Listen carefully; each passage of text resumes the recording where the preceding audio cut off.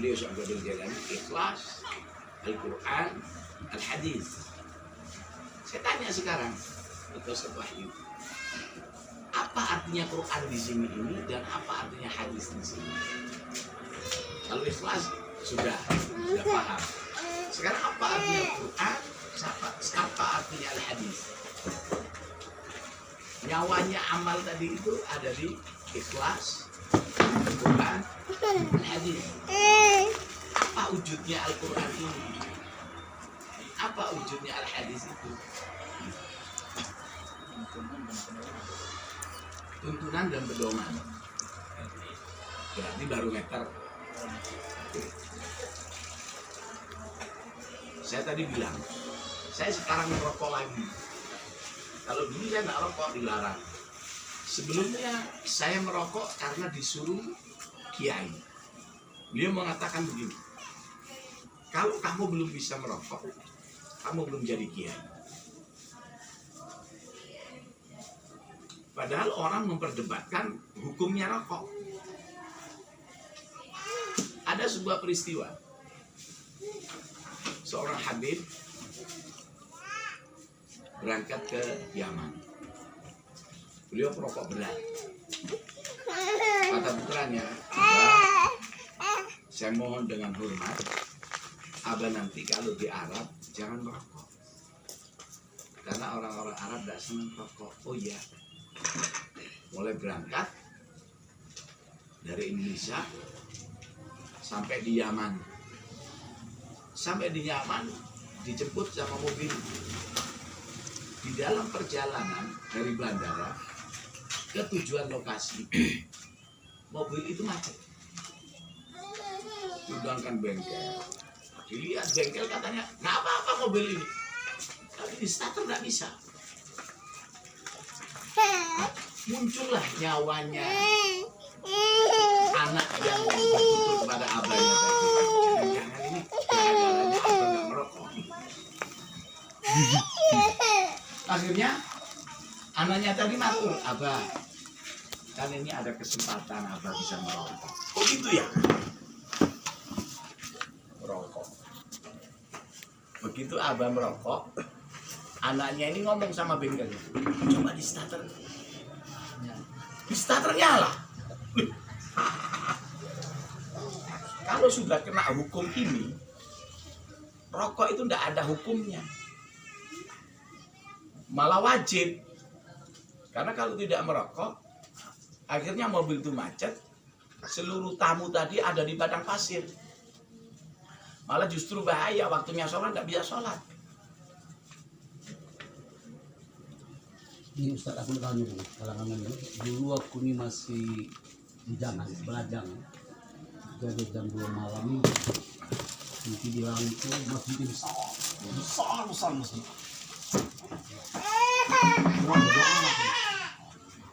Terakhir itu Rabbana atina fid dunya hasanah wa qina adzabannar. Malah banyak doa atina. Berhenti dia, itu berputar lah. Orang batu lagi minta selamat, panjang umur segala macam gitu. Berhenti dia, berputar. Sampai 3 kali. Sampai sekarang aku tuh belum ngerti ya. Aku disuruh ke masjid, berarti jangan apa bakal aku nanti di situ, itu aku sampai sekarang Ustaz belum ngerti. Apa mungkin aku kalau waktu dulu belum ke masjid kan? Ada juga masjid, aku ke masjid, kemungkinan kan? Mau jawabannya? Itu. Wani biru. Sekat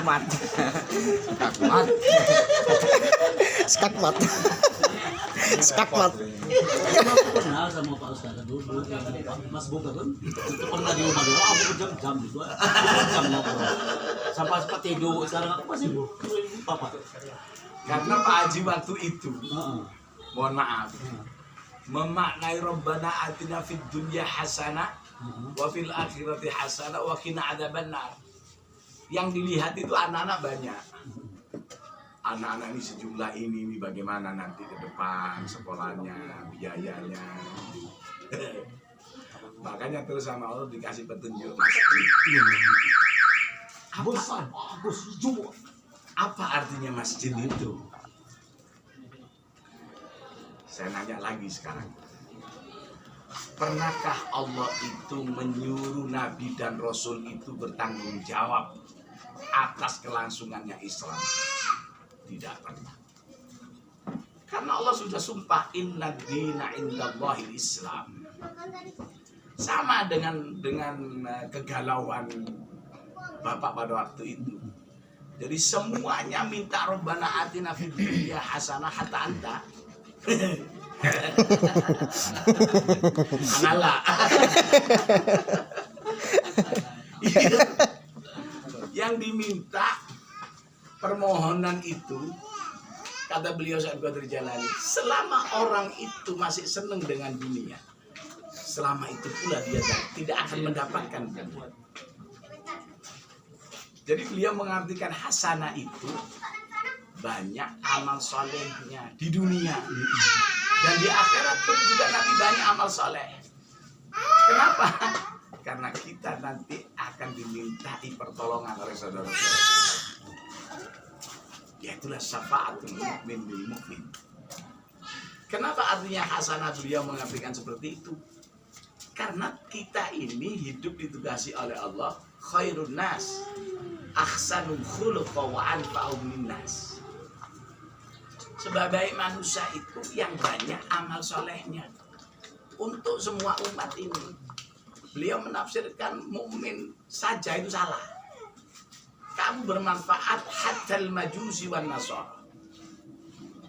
Jadi tidak hanya untuk saudaramu muslim saja, sampai orang yang belum kenal agama pun harus kamu sayang. Itu tugas, kewajiban kita itu di situ itu. Maka rahasianya masjid tadi itu, Pak Haji mengatakan yang dilakukan selama ini, ikhtiar, usaha, kasbur rizki, itu semuanya adalah masjid. Nah, siapa yang bilang itu? Syekh Muhammad Abdul menafsirkan, kullu ardin masjid. Di mana saja kau berada itu bisa kamu pakai sarana untuk beribadah. Jadi haji, jalan, udahlah, ngurusi sertifikat, itu menolong saudara-saudara kita itu. Itu hasanah. Ah, dari tanaman yang ditanam oleh Pak Haji sekian banyak tadi itu, itulah sama dengan Pak Haji mewariskan. Bukan harta yang diwariskan. Apa? Ilmu, namanya iman dan amal soleh. Secara otomatis anak-anaknya pun juga akan ngikut. Jadi sebenarnya apa yang kita lakukan itu balik kita niati dengan ibadah dan ikhlas. Itulah sebenarnya Quran. Ikhlas itu berat juga, man. Ikhlas itu. Itu berat. Ikhlas itu kalau digambarkan gampang tadi. Pak Haji setelah makan, apa sudah pernah dilihat bekas yang dimakan tadi? Enggak kan? Nah, iya. Kita melakukan seperti itu.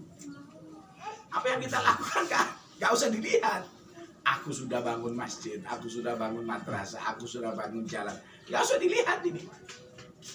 Kalau kita sudah mampu tidak melihat di sini ini, itu nanti kita dapat pahala kalau mati kita dihauli. Jadi haul itu bukan ulang tahun artinya. Melihat bekas almarhum ini dari jasa-jasanya yang dilakukan selama hidupnya. Itulah orang terus menghauli. Kalau yang tidak punya jasa nggak ada yang haul. Iya enggak? Loh iya. Nah itu ilmunya Syekh Qadir Jailani seperti itu. Dia menerangkan seperti itu. Jadi haul itu karena efek dari perilaku orang itu selama di dunia, dia banyak melakukan untuk kepentingan orang banyak. Itu namanya haul. Iya. Orang datang berbondong-bondong banyak mendoakan karena bekasnya yang ditinggalkan tadi bermanfaat untuk semua orang. Sudah ketemu jawabannya. Mana jawabannya? Masih banyak nih tadi.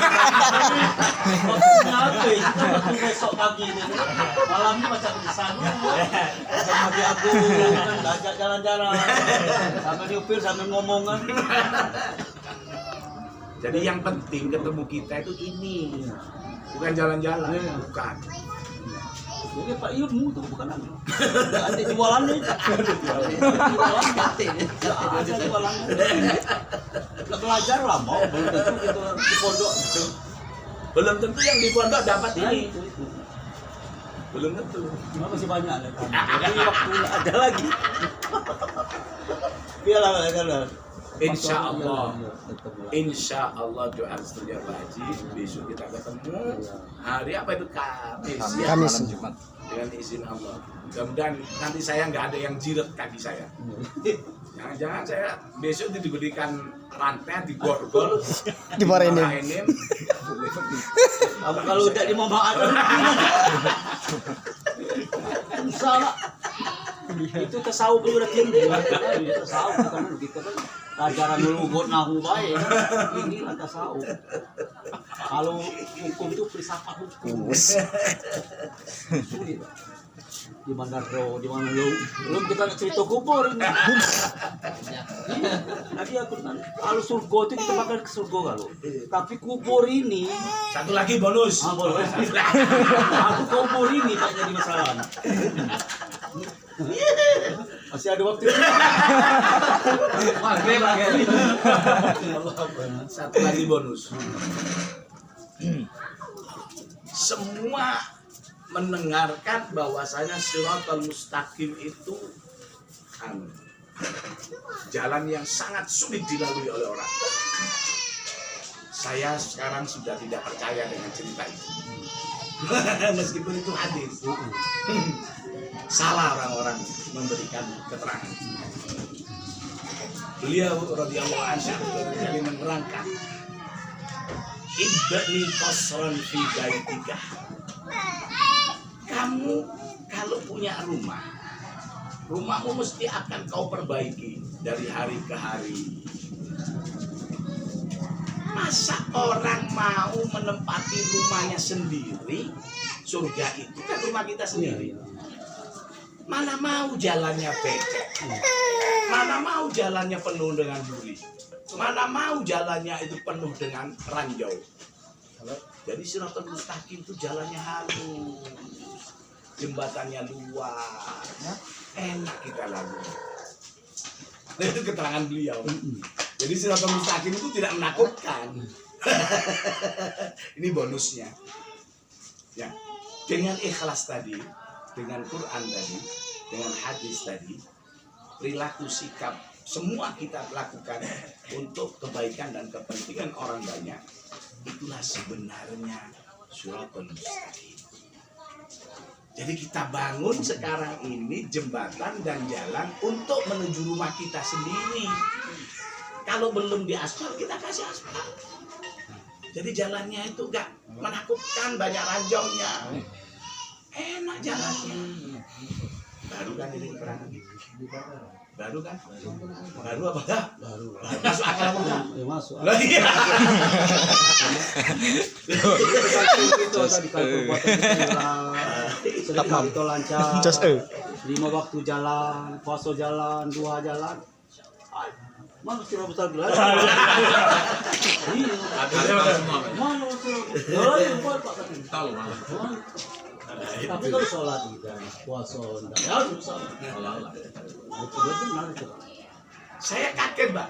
Baca keterangan beliau seperti itu. Iya ya. Kenapa kita harus menakutkan jalan ke rumah kita sendiri?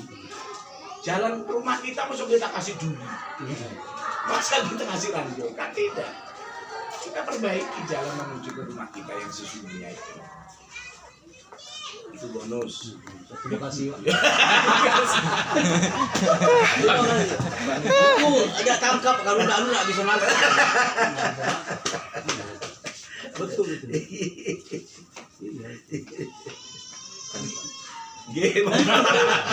Jadi cukup deh. Kasihan ini. Kalau saya masih banyak. Dulu pernah saya 2 jam. Ustaz Mahbub dulu pergi rumah dia.